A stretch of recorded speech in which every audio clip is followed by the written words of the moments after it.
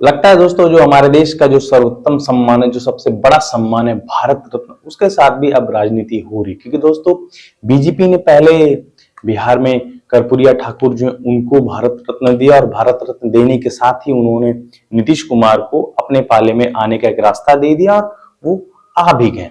अब दोस्तों उन्होंने चौधरी चरण सिंह को भारत रत्न देने का ऐलान कर दिया और इस ऐलान के साथ ये क्लियर हो गया कि अब जयंत चौधरी बीजेपी में जल्द ही शामिल होने वाले, अब जल्दी से ऑफिशियल स्टेटमेंट आने वाली।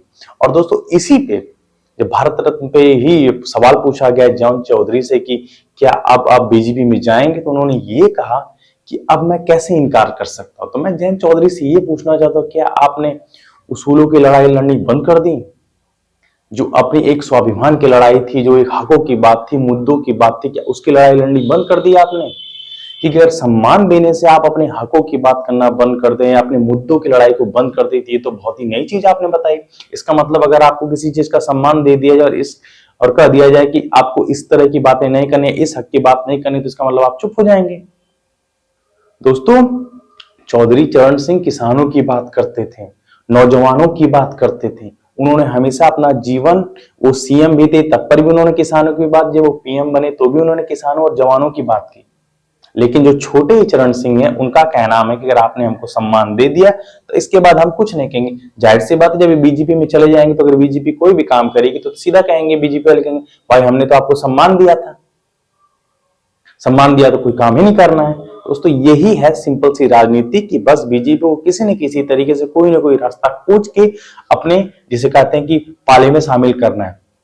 फिर चाहे वो नरसिम्हा राव को उन्होंने भारत रत्न दिया, उसके बाद उन्होंने चौधरी चरण सिंह को भारत रत्न दिया, कर्पूरिया ठाकुर को भारत रत्न दिया, फिर स्वामीनाथन साहब को भी भारत रत्न दिया। लेकिन इन चारों लोगों को भारत रत्न दिया, लेकिन इन लोगों ने देश के लिए क्या क्या उसके मुद्दों की बात नहीं की बीजेपी सरकार।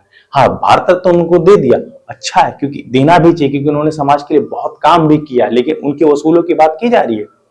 चौधरी चरण सिंह ने किसानों की बात की थी, चौधरी चरण सिंह ने किसानों की बात की थी।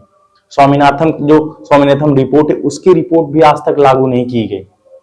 नरसिम्हा राव की बात करें तो नरसिम्हा राव हमेशा जवाहरलाल नेहरू और गांधी जी को अपना आइडल बताते, लेकिन वही बीजेपी गांधी जी को और जवाहरलाल नेहरू जी को हमेशा कोसती रहती उनके कामों को लेकर। इसका मतलब सीधी सी बात है कि आप हम सम्मान दे देंगे, सम्मान देने के बाद बात खत्म। जैसे चौधरी चरण सिंह पे अभी इस वक्त एक बयान उनका बहुत तेजी से वायरल हो रहा है कि उन्होंने कहा था कि मैं चवन्नी हूं क्या पलट जाऊंगा। दोस्तों अब एक रिपोर्टर ने उनसे पूछ दिया कि वो जो चवन्नी वाला बयान आपका क्या है, तो उन्होंने ये कहा कि भाई विपक्ष की बातों को भूल जाना चाहिए, मेरा उस वक्त क्या स्थिति इसलिए मैंने इस तरह का बयान दिया, और ये वो मतलब बहुत सारी बातें कि अपनी चवन्नी वाले बयान को उन्होंने एक तरह से साफ करने की कोशिश की। क्योंकि आपको उनको पता है कि अब उनको बीजेपी में जाना था, सीधे तो जा नहीं सकते, कि सीधे जाते तो जाहिर सी बात लोग उनसे पूछते तो आपने तो ऐसी ऐसी बातें की, तो कैसे बीजेपी में आप शामिल हो सकते हैं। दोस्तों चौधरी चरण सिंह को सम्मान देने के बाद जयंत चौधरी एकदम भावुक हो जाते हैं, और भावुक होने के बाद वो देश के प्रधानमंत्री नरेंद्र मोदी जी का शुक्रिया करते हैं, और शुक्रिया करने के बाद काफी ज्यादा लोग उनको ट्रोल भी करने लग जाते हैं। क्योंकि काफी सारे ट्विटर यूजर ये कहते हैं कि आपने किसानों को सम्मान बेच दिया, आपने अपना भी आत्मसम्मान बेच दिया, और एक तरह से आपने चवन्नी वाला काम किया। एक पत्रकार है दीपक शर्मा, उन्होंने तो यहाँ तक कह दिया कि अब जो भारत रत्न है उसके सम्मान के साथ भी अब राजनीति हो रही है। दोस्तों मैं बस एक बात ये कहना चाहूंगा जयंत चौधरी जी से कि चौधरी जी, चौधरी चरण सिंह को जो सम्मान मिला उनकी काबिलियत के लिए मिला है। उन्होंने किसानों और युवाओं के लिए काम किया था, इसलिए सम्मान मिला है। आपको तो सम्मान मिला नहीं है, तो फिर आप इतना क्यों भावुक हो रहे हैं? आपने अपने मुद्दों की लड़ाई ही बंद कर दी क्योंकि आपको बीजेपी में जाना था। बहरहाल दोस्तों बस वीडियो इतना सा था। वीडियो पसंद है तो लाइक शेयर कमेंट करिएगा। दोस्तों इन्हीं जो चौधरी चरण की जो जयंत चौधरी हैं, इनकी इन्हीं बातों पे जो किसान नेता है राकेश टिकैत, उन्होंने भी कहा दिया है कि उनको जहां लाभ मिला वहां चले गए, और जहां लाभ नहीं मिला वहां से हट गए। और उन्होंने सीधे क्लियर ये कहा राकेश टिकैत ने कि ये सब कुल मिला के वोटों की राजनीति है। चाहे प्रधानमंत्री भारत सरकार कर रही, वो भी वोटों की राजनीति, और जो जयंत चौधरी हैं जो चले गए बीजेपी में, मतलब जाने वाले हैं, ये भी वोटों की राजनीति कर रहे हैं।